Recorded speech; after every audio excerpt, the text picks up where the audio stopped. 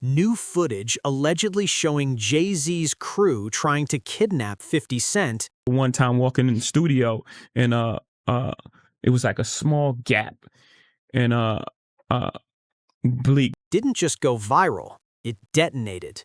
Within hours, timelines were flooded, reaction channels were scrambling, conspiracy threads multiplied by the minute. Millions watched the clip and accepted it as fact without ever asking the one question that matters. Where did this actually come from? Because when you trace the source and when you listen carefully to what 50 Cent himself has said over the years, the real story becomes less cinematic and far more disturbing. The clip that set the internet on fire. In December 2025, a grainy video surfaced with a headline built for chaos. Everybody was in there, and I was like, man, I'm telling you, man, y'all got a chance right now. Just flood it, put out a lot. New footage of 50 Cent's kidnapping attempt by JayZ's crew goes viral. It had everything algorithm culture loves: shaky visuals, dramatic narration, slowed down edits, ominous music. The type of presentation designed to bypass logic and hit emotion first. Within days, it stacked up tens of thousands of views, then hundreds of thousands. Facebook groups like Real Hip Hop Nations and Power Universe reposted it with captions implying this was the truth finally coming out. On X, users tied the footage to leaked government files and long-running industry conspiracies. TikTok creators chopped it into 30-second segments with captions like, "They tried to erase him," "HOV wanted him gone." The narrative was heavy. Before 50 Cent ever became a global force, JayZ allegedly tried to have him snatched off the streets to silence him permanently. And at that exact moment in time, people were ready to believe it. To understand the lie, you have to understand the real beef. Because this tension didn't start with a kidnapping rumor, it started with a record. In 1999, a 24-year-old rapper from South Jamaica, Queens named Curtis Jackson dropped a song that felt reckless, almost suicidal for a newcomer: "How to Rob." Over a playful instrumental, 50 Cent listed nearly every major name in the industry and described how he'd hypothetically rob them: DMX, Busta Rhymes, Missy Elliott, and yes, Sean Carter. Because 50 Cent is coming. And, you know, 4 months later in the club. At the time, JayZ was already a heavyweight. Reasonable Doubt had cemented his credibility. Volume 2, Hard Knock Life, had gone multi-platinum. He wasn't just a rapper, he was becoming infrastructure. Most artists brushed it off or responded. Ghostface stepped to him in person. Big Pun fired back on wax. Ja Rule and Murder Inc. tensions escalated beyond music. But the most memorable clapback came from JayZ himself at Hot 97 Summer Jam. "I'm about $1. What the fuck is 50 Cent?" It was dismissive, surgical, the kind of line that could end a career before it begins. Except it didn't. In fact, it amplified 50. Years later, 50 admitted he saw it as validation. Jay responding meant he mattered. And JayZ later acknowledged he recognized the threat early. On The Breakfast Club, JayZ recalled warning his Rockefeller roster that something dangerous was coming out of Queens. He told them to flood the market while they still had the runway. Then, In the Club dropped, and the runway disappeared. The 9 shots that built the myth. But the kidnapping narrative leans heavily on what happened before 50's rise. May 24, 2000. 9 shots outside his grandmother's house. Hand, arm, hip, both legs, chest, jaw. One round shattered his cheek and permanently altered his speech. That injury became part of his voice, literally and symbolically.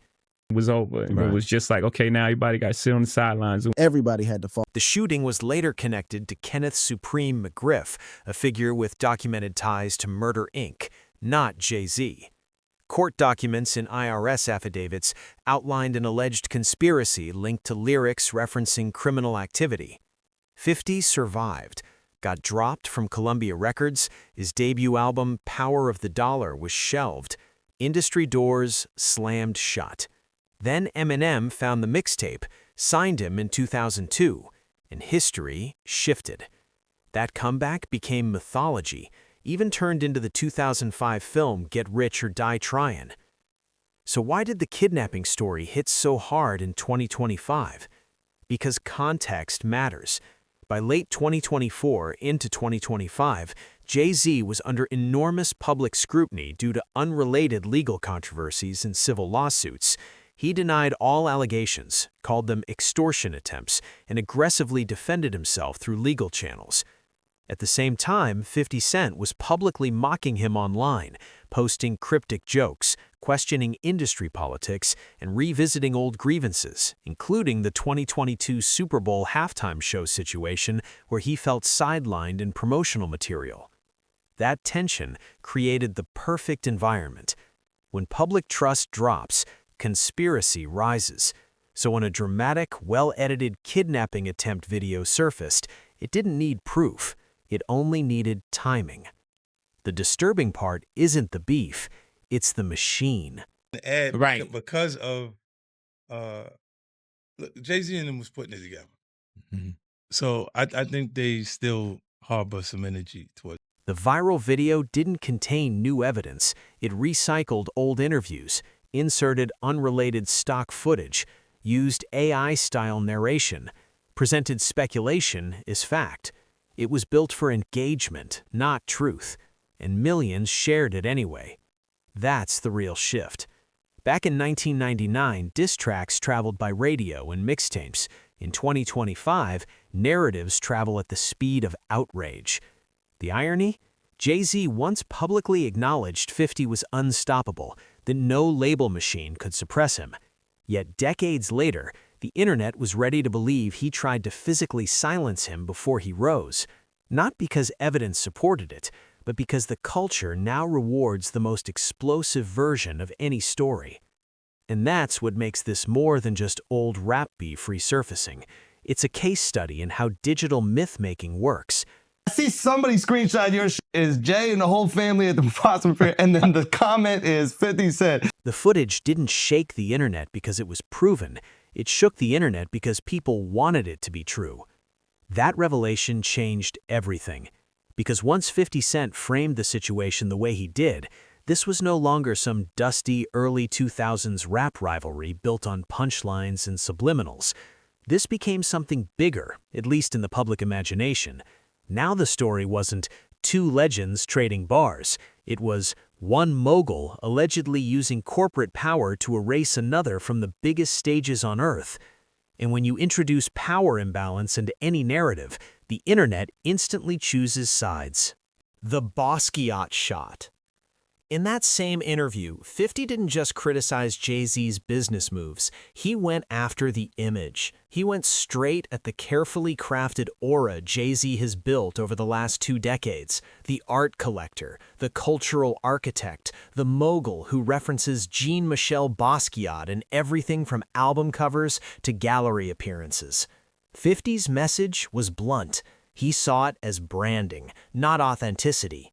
To question JayZ's street legitimacy after decades of him positioning himself as the embodiment of hustler to billionaire evolution wasn't just a diss, it was a character attack. And attacks on identity cut deeper than attacks on music. From troll to protector of the culture. Then came the podcast appearance that reframed 50's entire online campaign. Instead of presenting himself as a petty provocateur, They said I a 13-year-old.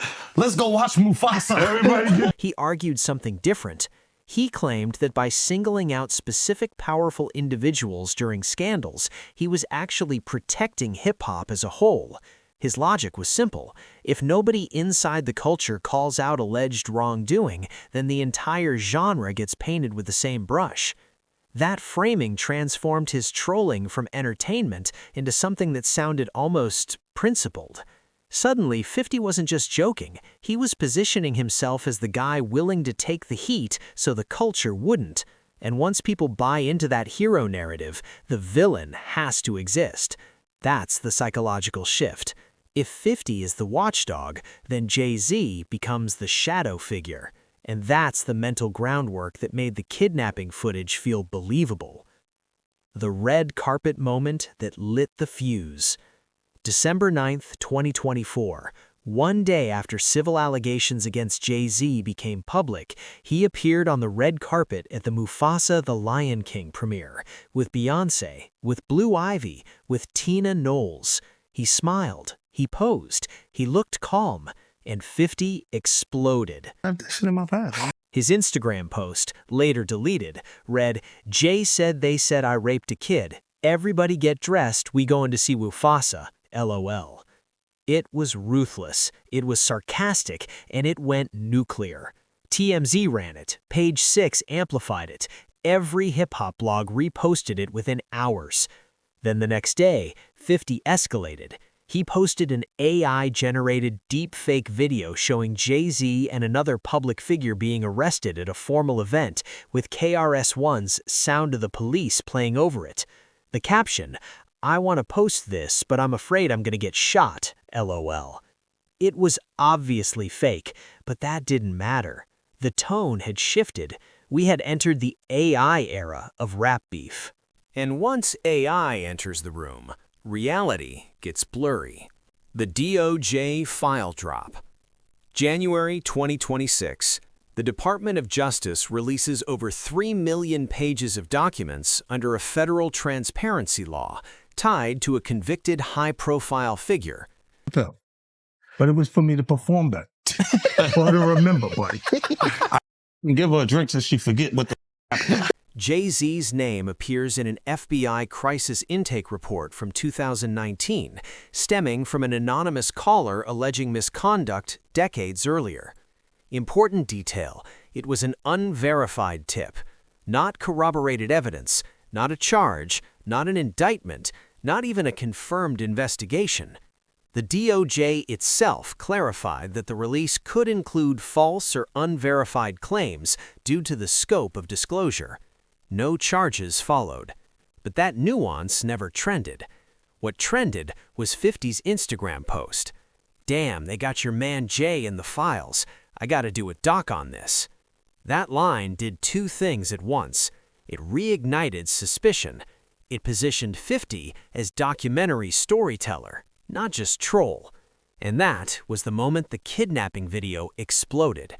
Because now the public environment was primed, allegations circulating, AI tools normalizing manipulated visuals, a long-standing rivalry resurfacing. The algorithm didn't need proof, it needed heat. The truth behind the tape. So let's strip the theatrics away. Is there any verified evidence that JayZ or anyone connected to him attempted to kidnap 50 Cent? No. Not the New York Times, not NPR, not the Associated Press, not even TMZ. No law enforcement report, no court document, no witness statement. The viral footage was a collage. Recycled 50 Cent interviews, stock car chase footage, AI-enhanced visuals, dramatic narration, sensationalized YouTube titles. Multiple channels uploaded variations of the same storyline, openly admitting within their own voiceovers that the theory was speculative. The 2000 shooting that fuels the myth was linked by federal investigators to Kenneth Supreme McGriff and figures associated with Murder Inc., not JayZ, not Rockefeller.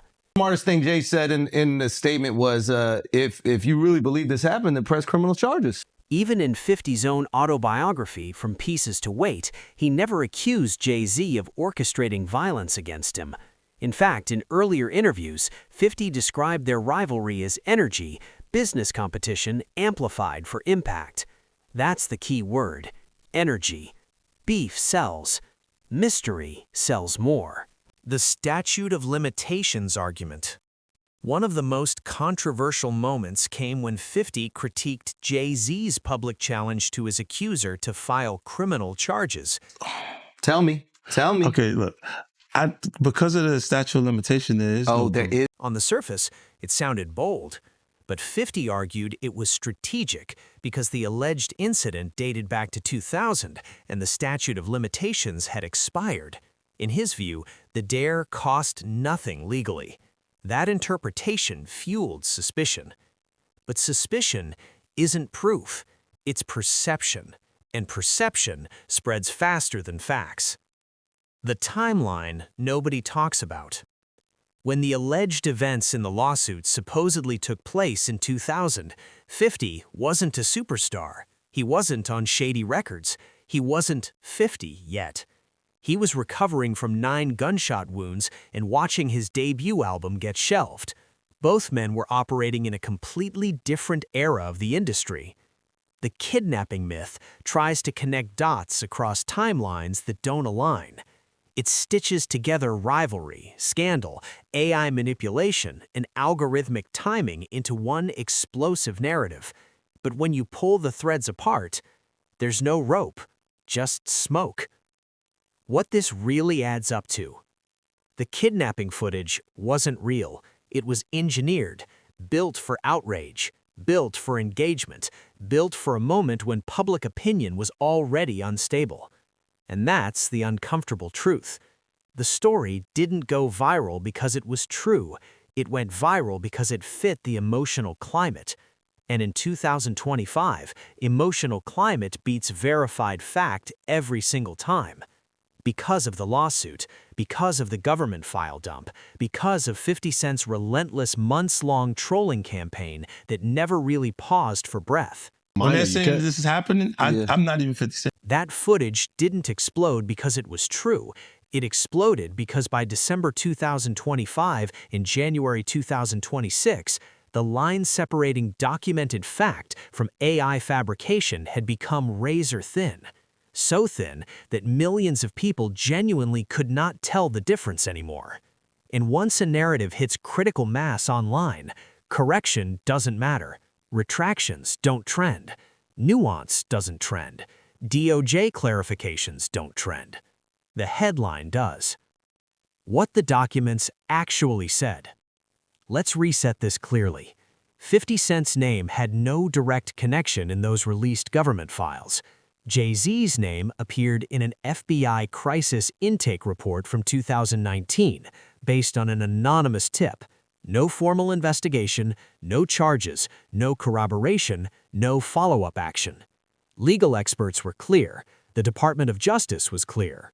Appearing in a public tip submission does not imply guilt. It does not imply criminal conduct. It doesn't even imply suspicion. Anyone on Earth can be named in an FBI tip line. But here's the problem. In the court of public opinion, a deepfake video posted on Instagram pulls more attention than a federal press release ever will. A deleted caption generates more engagement than a legal filing. And once millions of people emotionally react to something, the correction feels boring, even if it's accurate. The rivalry is real. The footage was not. The tension between JayZ and 50 Cent is real. It has been real for over 25 years. The corporate maneuvering allegations, real conversations. The trolling campaign, absolutely real. The lawsuits, real legal matters playing out publicly. But the kidnapping footage, not real. It was stitched together, engineered, optimized for outrage. And the speed at which it fooled people should be the part that concerns everyone watching this. Because this time it was about 2 moguls with a decades-long rivalry. Next time, it might not be entertainment. The bigger issue, algorithm over accuracy. We are now in an era where AI tools can fabricate arrest footage in minutes, where stock clips can be repurposed to look like evidence, where dramatic narration can convert speculation into breaking news. And the algorithm doesn't reward truth. It rewards intensity. It rewards speed. It rewards the version of the story that triggers the strongest reaction the fastest. That's what happened here. The footage landed at the perfect moment, when public suspicion was already high, when 50's commentary was non-stop, when the legal environment was emotionally charged. People weren't verifying, they were reacting. Legacy and responsibility. What makes this story powerful isn't whether you side with 50 or Jay, it's what it reveals about the moment we're living in. 2 men who built their empires on mastering media now exist in a world where media masters itself through algorithms. JayZ built corporate infrastructure. 50 Cent mastered viral culture. But AI? AI doesn't belong to either of them. It belongs to anyone with editing software and an internet connection. And that changes everything. Because once manipulated footage becomes indistinguishable from reality, reputation becomes fragile. Not just for rappers, for politicians, for businesses, for everyday people. The question we should be asking. The kidnapping story spread because it felt emotionally consistent with the rivalry, not because it was proven. That's the danger.